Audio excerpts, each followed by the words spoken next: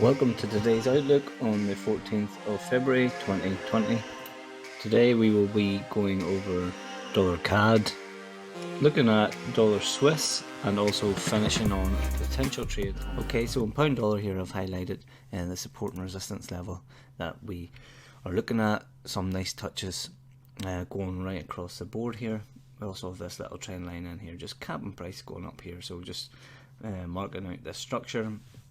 Now we've broke below, but what I'd like to see, obviously we have a retest of that. I don't trade these patterns, you may do, but just putting it out there as just to mark off structure.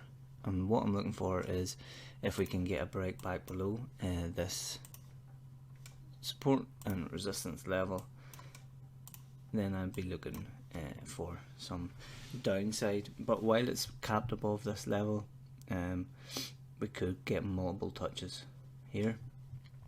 If we dive down, we have this gap just here, so it's really a turning point for pound. We'll see what Monday's levels have done.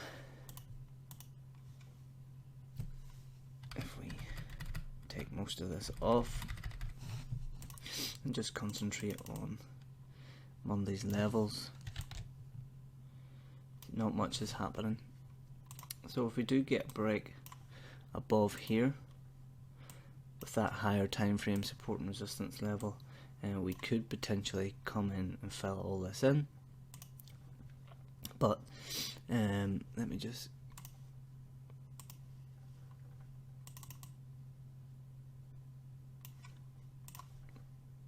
I'll be warned, a break below here, we could be going a lot lower. So we have two plays here. Main play I would like to see would be pound strength, but we'll just see how Tuesday unfolds. But that's the plays that I'm looking for. Dollar CAD, I've been watching this for quite a while. Last week we finally got the break of this level, and it's just most recent support and resistance, and you can see that over here it's acting nicely, support and resistance here. So we're getting a pullback on Tuesday, and we'll see how far this pullback goes. I'm bearish as long as it stays below this level. If it breaks above this level, then I'm not interested in it anymore. We'll have Monday's range marked out as well.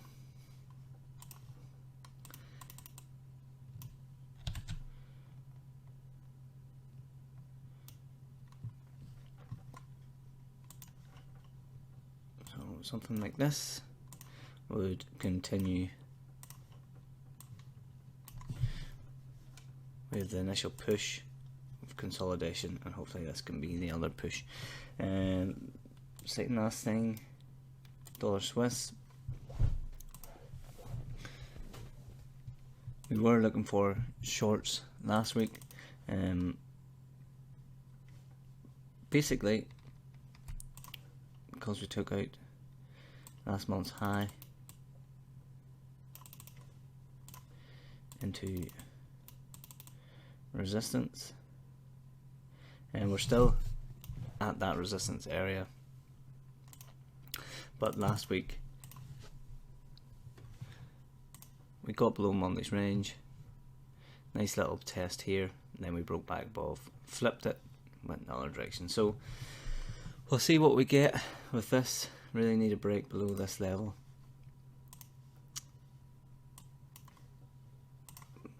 I'm not really a fan of the way Monday's range is sloping down, and it could continue, but I'd rather one more run up like so,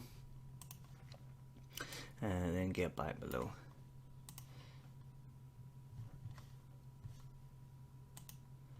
But definitely one to look out for. The last one is pound yen. We're in this consolidation, so either touch of either line and we'll be looking to trade the opposite direction. So you can see the touches here, sell off, and then buying. So we're sort of in the middle of the range at the moment, so if we come up and touch, we'll be looking to sell here. If we come down, touch here, we'll be looking to buy. Careful that we don't break out, but while it's in this consolidation, we will be looking at either extreme. I'll actually go over dollar yen as well, because it's sitting on a nice level.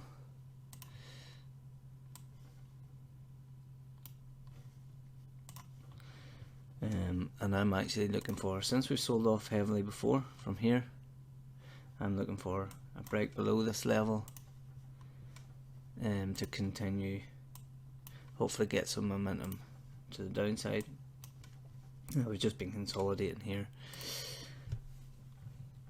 Monday's range is quite small for me to get involved in that, so what I'm looking for is a break below this higher time frame level and use the daily ranges. So I'll keep you updated, but quite a slow start to the week. Nothing crystal clear, but we'll see how today progresses, and then hopefully get a little bit more action going into this evening. So wishing you all the best for today, and yeah, I'll see you tomorrow.